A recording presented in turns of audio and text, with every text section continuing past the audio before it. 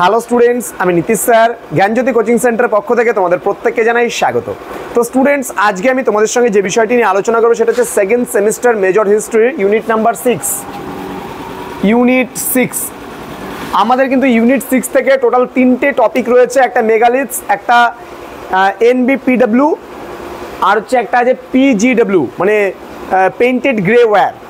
তো painted grey ware culture সম্পর্কে আজকে আমি ক্লাসটিতে আলোচনা করব। বিস্তারিত ক্লাসটি শুরু করার পূর্বে তোমাদেরকে বলবো, যারা এখনও পর্যন্ত আমাদের অফিসিয়াল ইউটিউব চ্যানেলটিকে সাবস্ক্রাইব করনি তারা অবশ্যই চ্যানেলটিকে সাবস্ক্রাইব করে পাশে থাকা বেল আইকন অল প্রেস করে দাও, যাতে নেক্সট টাইম থেকে আমরা কোনো ভিডিও আপলোড করলে তার নোটিফিকেশন তুমি সবার আগে পেতে পারো। এছাড়া তোমরা যারা ভাবছো আমাদের কাছে অনলাইনে পড়বে, এই অনলাইনের জন্য যোগাযোগ করতে পারো।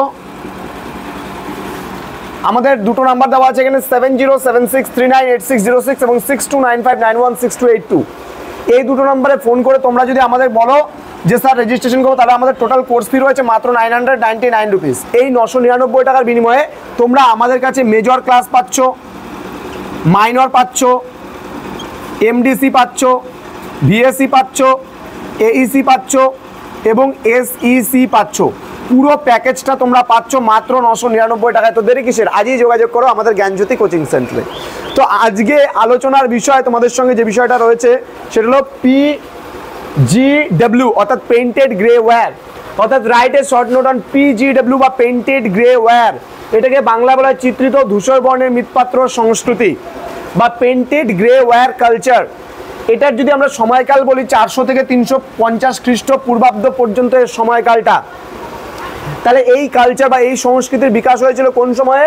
তাহলে 400 খ্রিস্টপূর্বাব্দ থেকে শুরু করে 350 খ্রিস্টপূর্বাব্দের এই যে মাঝে যে সময়কালটা রয়েছে, এই সময়কালের মধ্যেই কিন্তু পেইন্টেড গ্রে ওয়্যার কালচারের কিন্তু বিকাশ লাভ করেছিল। তো স্টুডেন্টস, এবার বিস্তারিত আলোচনা করব বাকি বিষয়টা বা এর কিছু ফিচার্স আছে, এই কালচারটা কি, এই কালচার সম্পর্কে কে কি বলেছেন সেগুলো নিয়ে বিস্তারিত আলোচনা করব। দেখো, স্বাভাবিকভাবে এই ইউনিটের ওপরে আমাদের 3টে প্রশ্ন খুবই গুরুত্বপূর্ণ। আমি বলেছিলাম একটা এনবিপিডব্লিউ মানে northern black polished ware culture, then megaliths culture বা মেগালিথিক্স, ওকে, মেগালিথ কালচার বা মেগালিথস বলা হয়। তো এইটাও ইম্পর্টেন্ট। অ্যান্ড পিজিডব্লিউ, এই 3টে প্রশ্ন কিন্তু তোমাদের লৌহ যুগ থেকে খুব গুরুত্বপূর্ণ, এই 3টে কালচার। তো স্টুডেন্টস, তোমাদেরকে বলবো আমার লেখা বইটি খুব তাড়াতাড়ি মার্কেটাইজড হচ্ছে এবং আহিলি প্রকাশনী যে স্ক্যানারটা বেরোয় সেটা আমাদের লেখা বা আমার লেখা। এই বইটা কিন্তু তোমরা মার্কেট থেকে পারচেস করতে পারো, খুব তাড়াতাড়ি বইটা মার্কেটে অ্যাভেলেবেল হচ্ছে। ওকে, চলো শুরু করছি বাকি বিষয়গুলো। প্রথমত আমরা যদি বলি যে এই মানে বিশেষ করে এই সংস্কৃতির সময়কালে মানুষ কিন্তু লোহার ব্যবহার শিখেছিল, অর্থাৎ লৌহ যুগের যদি একটা সংস্কৃতির কথা আমরা বলতে চাই তাহলে আমরা পিজিডব্লিউ বা পেইন্টেড গ্রে ওয়্যার কালচার বা চিত্রিত ধূসর বর্ণের মৃৎপাত্রের কথা কিন্তু আমরা ইজিলি বলতে পারি। ওকে, এইবার যদি আমরা বলি কোথায় কোথায় বা কোন কোন জায়গায় এই নিদর্শন পাওয়া গেছে, তাহলে আমরা বলতে পারবো পাঞ্জাবে, হরিয়ানাতে, উত্তরপ্রদেশ এবং রাজস্থান, এই 4টা জায়গাকে কেন্দ্র করে মূলত পিজিডব্লিউ বা চিত্রিত ধূসর বর্ণের মৃৎপাত্রের সংস্কৃতির নিদর্শন কিন্তু এই স্থানগুলোতে পাওয়া গেছে। নেক্সট, এখানে কিন্তু যদি আমরা এখানকার যে তৈরি যে হাতিয়ারগুলো ছিল বা এখানকার যা সমস্ত জিনিস তৈরি হয়েছিল সেগুলো কিন্তু মসৃণ এবং খুব হালকা, এবং এখানে দেখো কথাটার মধ্যে লেখা আছে পিজিডব্লিউ মানে হচ্ছে painted grey ware culture. Grey মানে হচ্ছে ধূসর, তাহলে মৃত্তিকাগুলো বা মৃৎপাত্র বা যা তৈরি করা হতো সেগুলো কিন্তু সব কিন্তু চিত্রিত ধূসর বর্ণের ছিল, যার জন্য এখানকার রং, এই সংস্কৃতির যা কিছু নিদর্শন বা নির্মাণ হয়েছে সেগুলো কিন্তু সব কিন্তু রং কিন্তু কি ধূসর বর্ণের রং। বোঝা গেল? নেক্সট হচ্ছে বিবি লাল বলেছেন, ঐতিহাসিক বিবি লাল একটা কথা বলেছেন যে আর্য তথা পাণ্ডবদের মধ্যে এই সংস্কৃতির বিকাশ ঘটেছিল, এবং ডিডি কোশাম্বী বলেছেন যে কুরুদের মধ্যে এই সংস্কৃতির প্রসারটা ঘটেছিল বা এই সংস্কৃতির প্রসার লাভ করেছিল। দুজন ঐতিহাসিক কিন্তু দু রকমের মতামত পোষণ করেছেন এই সংস্কৃতির ওপরে।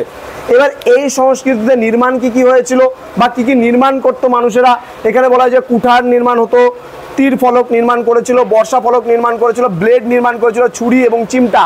তাহলে এই বিষয়গুলো কিন্তু আমাদের মনে রাখতে হবে যে এই সংস্কৃতিতে কুঠার, তীরফলক, বর্ষাফলক, ব্লেড, ছুরি এবং চিমটা এই সমস্ত বিষয়গুলোর নিদর্শন কিন্তু আমরা পাই বা এই জিনিসগুলো কিন্তু তৈরি হয়েছিল।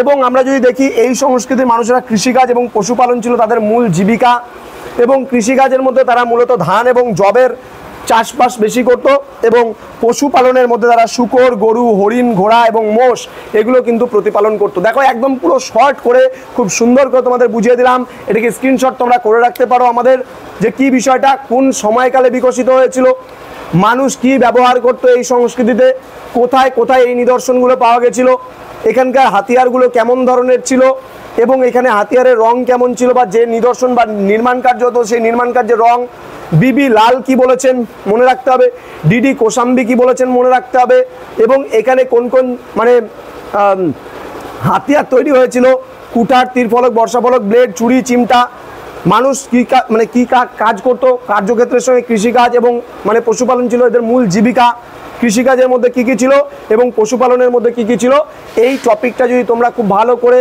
যদি এই ক্লাসটা খুব ভালো করে করো আর এক দুবার প্লে করে জিনিসটাকে দেখে নাও, তাহলে আমার মনে হয় না তোমাদের আর নতুন করে বই থেকে পড়ার কিছু প্রয়োজন আছে এই কালচারের উপরে। কারণ এই কালচারের উপরে যদি কোনো প্রশ্ন আসে তাহলে এটা কিন্তু 3 মার্কসের জন্যই আসবে, এবং তোমাদের এই 3 মার্কসের জন্য এই PGW এই যে কালচারটা আছে বা পেন্টেড গ্রে ওয়্যার কালচার, এটা কিন্তু খুব গুরুত্বপূর্ণ একটা সংস্কৃতি। তোমাদের এইবারকার যে সেকেন্ড সেমিস্টারে major history north Bengal university আন্ডারে যে বিভিন্ন কলেজগুলো রয়েছে, এই কলেজগুলোতে যারা পড়াশোনা করছো তাদের জন্য কিন্তু এই কোশ্চেনটা আজকে খুব গুরুত্বপূর্ণ।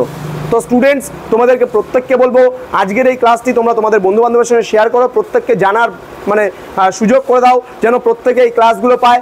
আজকে কিন্তু আমাদের ইউনিট নাম্বার 6 থেকে যে 3টে টপিক আমি বলেছিলাম তোমাদের পড়াবো, তার আজকে শেষ ক্লাস ছিল, কারণ ইউনিট নাম্বার 3টা খুব ছোট, এবং তোমাদের আমি একটা বড় প্রশ্ন পড়াবো এই ইউনিট নাম্বার 6 থেকে খুব তাড়াতাড়ি নিয়ে আসবো। আমাদের আরও অনেক বিষয় বাকি আছে, সেই বিষয়গুলো সম্পর্কেও আলোচনা করব ধাপে ধাপে, এবং তোমাদের জন্য সাজেশনসও নিয়ে আসবো। আমাদের ইউটিউব চ্যানেলে চোখ রাখো, ফলো করো আমাদের ইউটিউব চ্যানেল, এবং যারা ফেসবুকের মাধ্যমে এই ভিডিওটি দেখছো তারা অবশ্যই আমাদেরকে ফলো করো, তোমরা বন্ধুদের সঙ্গে শেয়ার করবে, চ্যানেলটিকে সাবস্ক্রাইব করবে। এছাড়া আমাদের কাছে যদি অনলাইনে তোমরা পড়তে চাও তাহলে অবশ্যই যোগাযোগ করো আমাদের অফিসিয়াল নাম্বার 7076398606 এবং 6295916282 নাম্বারে। আমাদের কোর্স ফি তোমার সাধ্যের মধ্যে মাত্র পুরো প্যাকেজ পাচ্ছ 999 রুপিস। আমরা মেজর সপ্তাহে একটা করে ক্লাস দেব, এবং বাকি যে মেজরের ওপরে যে ক্লাসটা হবে সেখানে আমরা এসএসসি সম্পর্কেও তোমাদেরকে পড়াবো, এবং ভিএসসির ওপরে যা ক্লাস হবে সব রেকর্ডেড ক্লাস পাবা তোমরা। ভিএসসির ওপরে ক্লাসগুলো রেকর্ডেড পাবা, এইসির ওপরে ক্লাস তোমরা রেকর্ডেড ক্লাস পাবা, এমনকি এগুলোর ওপরে লাইভ ক্লাসও কিন্তু আমাদের সপ্তাহে 1 সপ্তাহ পর পর হয়। মনে করো এই সপ্তাহে যদি এইসি হলো, পরের সপ্তাহে ভিএসসি হচ্ছে, এরকম টাইপের করে হয়। এমডিসির ওপরে কিন্তু রেকর্ডেড ক্লাস তোমরা পাবা, এবং মাইনরের ওপরে একদম লাস্ট 2 মান্থসে আমাদের সমস্ত সাজেশন নোটস আগেই দেওয়া হবে, কিন্তু একদম শেষ 2 মাসে উইকলি একটা করে তোমরা মাইনর ক্লাস কিন্তু আমরা দেব। তো স্টুডেন্টস, সময় নষ্ট না করে এত কিছু তোমরা পাচ্ছ, এবং সম্পূর্ণভাবে এখানে তোমরা লাইভ ক্লাস পাচ্ছ পুরোপুরি। এটা সারা বছর কিন্তু মেজর যার যেটা রয়েছে তোমরা পুরো সেমিস্টারটা জুড়েই কিন্তু মেজরের ওপরে একদিন করে সপ্তাহে লাইভ ক্লাস গুগল মিটের মাধ্যমে প্রতিদিন বা প্রতিনিয়ত কিন্তু পাচ্ছ। তো স্টুডেন্টস, আমরা এত কিছু ফ্যাসিলিটিস তোমাদেরকে প্রোভাইড করছি শুধুমাত্র 999 রুপিসে। তো তোমাদের বন্ধুবান্ধবদেরও জানাও প্রত্যেকে যে মাত্র 999 রুপিস পে করে আমাদের কাছে তোমরা পড়াশোনার সুযোগ পাচ্ছ। ইতিমধ্যে 500+ ছাত্রছাত্রী কিন্তু 500+ ছাত্রছাত্রী শুধুমাত্র সেকেন্ড সেমিস্টারেই কিন্তু আমাদের কাছে এই মুহূর্তে পড়াশোনা করছে বিভিন্ন সাবজেক্টে, মেজর, মাইনর, এমডিসি, বিএসসি সমস্ত কিছু নিয়ে। তো স্টুডেন্টস, তোমাদের সঙ্গে খুব তাড়াতাড়ি দেখা হবে পরবর্তী কোনো ক্লাস নিয়ে। তোমরা প্রত্যেকে ভালো থেকো, সুস্থ থেকো, এই আশা রেখে আজকের ক্লাসটা শেষ করছি। দেখা হচ্ছে খুব তাড়াতাড়ি পরবর্তী ক্লাসে। Thank you so much, thanks for watching. After all, thank you.